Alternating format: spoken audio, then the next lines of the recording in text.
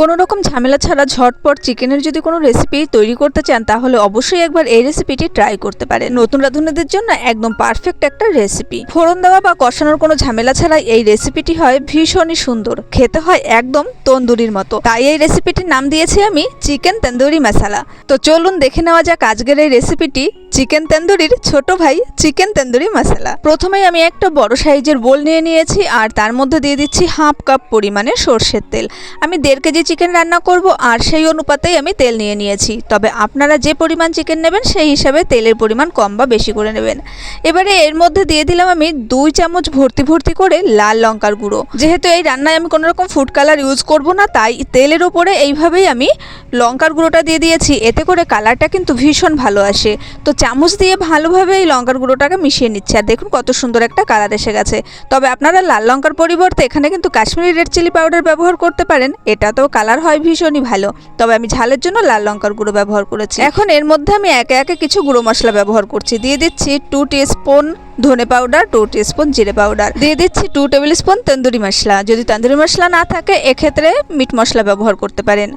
1 teaspoon chaat masala, 1 teaspoon গরম মশলা, 1 teaspoon গোলমরিচ crush করে দিয়ে দিয়েছি, আপনারা গোলমরিচের পাউডার ব্যবহার করতে পারেন। 2 টিস্পুন হলুদ পাউডার আর দিয়ে দেবো স্বাদ অনুযায়ী লবণ। এই রেসিপিটির জন্য 2 টাইপের লবণ ব্যবহার করতে হবে। আমি 1 চামচের একটু বেশি দিয়ে দিয়েছি রেগুলার সল্ট আর 1 চামচের পরিমাণে দিয়ে দিচ্ছি রক সল্ট। রক সল্টের পরিবর্তে আপনারা ব্ল্যাক সল্টও ব্যবহার করতে পারেন। 2টো মিডিয়াম সাইজের লেবুর রস দিয়ে দিয়েছি আর দিয়ে দিচ্ছি প্রায় 200 গ্রাম টক দই। দিয়ে দিচ্ছি একটা মশলার পেস্ট। এবার এই মশলার পেস্টের মধ্যে কি আছে আমি সেটা আপনাদেরকে দেখিয়ে দিচ্ছি। এই মশলার মধ্যে থাকছে 25 থেকে 30 কোয়া রসুন, দিয়ে দিয়েছি 1.5 ইঞ্চি আদা, 15টা মতন কাঁচা লঙ্কা দিয়ে দিয়েছি। তবে ঝালটা অবশ্যই আপনারা টেস্ট অনুযায়ী দিয়ে দেবেন। তবে এই রেসিপিতে ঝালটা কিন্তু একটু বেশি হলে ভালো হয়।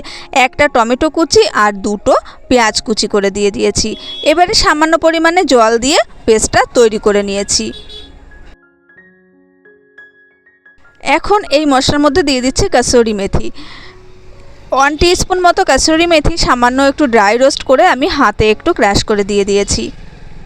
এবারে চামচ দিয়ে মশলাটাকে ভালোভাবে মিশিয়ে নিতে হবে। তবে মনে রাখবেন, যদি কোনো মশলা, যে কোনো একটা মশলা আপনার কাছে অ্যাভেলেবেল না থেকে কোনো সমস্যা নেই, সেটা বাদ দিয়েই আপনি এই রেসিপিটি তৈরি করতে পারেন। তাতে করেও কিন্তু টেস্ট ভীষণই ভালো হয়। এখন এই মশলার মধ্যে একে একে চিকেনের টুকরোগুলো আমি দিয়ে দিচ্ছি। আর লেগ পিসটা দেখুন আমি একটু কাট করে নিয়েছি যাতে করে ভেতরে ভালোভাবে মশলাগুলো ঢুকে যায়। তবে তন্দুরি চিকেনের জন্য যত বড় বড় পিস করা হয় আমি ততটা বড় পিস করিনি, জাস্ট একটা স্ট্যান্ডার্ড সাইজ পিস করে নিয়েছি। এবারে এই চিকেনের টুকরোগুলো সমস্ত দেওয়া হয়ে গেলে মশলার সঙ্গে ভালোভাবে এই চিকেনগুলোকে মিশিয়ে নিতে হবে। তো আমি একটা চামচ দিয়ে ভালোভাবে মিশিয়ে নিচ্ছি। এটা আমি হাত দিয়ে মেশাচ্ছি না, যেহেতু ঝাল দেওয়া আছে তো হাতে ঝাল লেগে যেতে পারে। এরকম সমস্যা থাকলে আপনারা চামচ দিয়ে অবশ্যই এই ম্যারিনেশনের কাজটা করতে পারেন। যেহেতু অনেক পরিমাণে মশলা আছে তাই সমস্ত মশলার সঙ্গে চিকেনটা ভালোভাবে মিশে যাবে। তো চামচ দিয়ে আমি সমস্ত চিকেনটা ভালোভাবে মশলার সঙ্গে মিশিয়ে নিচ্ছি। তো আমার চ্যানেলের নতুন বন্ধু হয়ে থাকলে অবশ্যই চ্যানেলটা সাবস্ক্রাইব করার অনুরোধ রইল। পাশে থাকা বেল আইকন অবশ্যই ক্লিক করে রাখবেন। আর আমার পুরনো বন্ধুদের জানাই আমি অসংখ্য ধন্যবাদ। তো দেখুন সমস্ত মশলার সঙ্গে চিকেনটা কিন্তু আমি ভালোভাবে ম্যারিনেট করে নিয়েছি। সমস্ত চিকেনগুলো মশলার ভেতরে একদম ডুবে আছে। এখন একটা ঢাকা চাপা দিয়ে আমি এই চিকেনটাকে 1 থেকে 1.5 ঘন্টার জন্য রেখে দেবো ম্যারিনেট হওয়ার জন্য। তবে হাতের সময় বেশি থাকলে 3 থেকে 4 ঘন্টাও কিন্তু ম্যারিনেট করতে পারেন। এতে করে চিকেনটা ভীষণই সফট হয় আর খেতে ভীষণ ভালো লাগে। তো ঘন্টা 1.5 বাদে ফিরে এলাম। গ্যাসের ওভেনে আমি কড়াই বসিয়ে দিয়েছি। কড়াইটা ভালোভাবে গরম হয়ে গেলে দিয়ে দিচ্ছি রিফাইন অয়েল আর তার মধ্যে দিয়ে দিচ্ছি বাটার।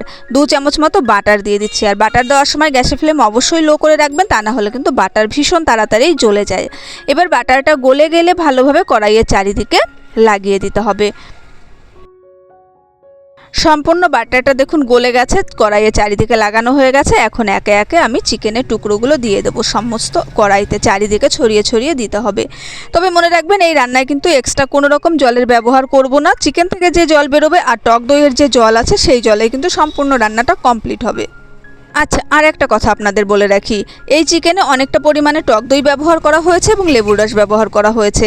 আপনারা জানেন যে চিকেন তন্দুরি খেতে অনেকটা টক লাগে, আর তাই কিন্তু এই চিকেনটাতেও দেওয়া হয়েছে টক দই আর লেবুর রস, যেহেতু এটা তন্দুরি ফ্লেভারের রান্না হচ্ছে। তো এটা চিকেন তন্দুরি নয়, একটু গ্রেভি হবে। তবে খেতে কিন্তু লাগবে একদম চিকেন তন্দুরির মতো। বাটিতে যে এক্সট্রা মশলাটা ছিল ওই মশলাটাও দিয়ে দিতে হবে, আর খুন্তি দিয়ে আমি চারিদিকে একটু ছড়িয়ে দিচ্ছি। দেওয়ার পরে গ্যাসের ফ্লেমটা এখন একটু বাড়িয়ে দেবো, লো টু মিডিয়ামের মাঝামাঝি রাখবো গ্যাসের ফ্লেম। এবার ঢাকনা দিয়ে জাস্ট 15 মিনিট এরকমভাবেই থাকবে। 15 মিনিটের মধ্যে কোনো নাড়াচাড়া করার দরকার নেই। ফিরে এলাম 15 মিনিট মতো বাদে। দেখুন চিকেন থেকে বেশ অনেকটা পরিমাণে কিন্তু জল ছেড়ে দিয়েছে। যেহেতু টক দই ছিল, লেবুর রস ছিল, তো সমস্ত কিছু মিলে অনেকটাই গ্রেভি হয়ে গেছে। যদিও এই গ্রেভি অনেকটাই টানাতে হবে, তো এই সময় একটু নাড়াচাড়া করে দেবো। এই সময় কিন্তু চিকেনটা প্রায় 50%-এর বেশি কুক হয়ে গেছে। দেখুন আমি নাড়াচাড়া করে দিচ্ছি আর তেল অনেকটাই ভেসে উঠেছে। খুন্তি দিয়ে একটু সাবধানে নাড়াচাড়া করবেন, যেহেতু 50%-এর বেশি কুক হয়ে গেছে চিকেন, তাই চিকেনটা ভেঙেও যেতে পারে। এই জন্য একটু সাবধানে নাড়াচাড়া করে নেবেন। তো নাড়াচাড়া করা হয়ে গেলে আবারও একটু ঢাকা দিয়ে 10 মিনিট মতো অপেক্ষা করব। আর এই সময় গ্যাসের ফ্লেমটা আর একটু বাড়িয়ে দেবো, অর্থাৎ মিডিয়ামে রাখবো, যেহেতু এই ঝোলটা আরও খানিকটা কমিয়ে নিতে হবে।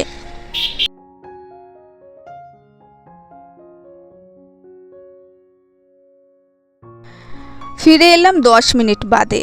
রান্নাটা প্রায় কমপ্লিট হয়ে গেছে, তবে এই সময় ঢাকনাটা খুলে নিচ্ছি। এখন আর ঢাকনা দেওয়ার দরকার নেই, জাস্ট এইভাবে 2 থেকে 3 মিনিট একটু অপেক্ষা করব গ্যাসের ফ্লেম মিডিয়ামে রেখেই। এতে করে আর একটু ঝোলটা টেনে যাবে, গ্রেভিটা আর একটু ঘন হবে।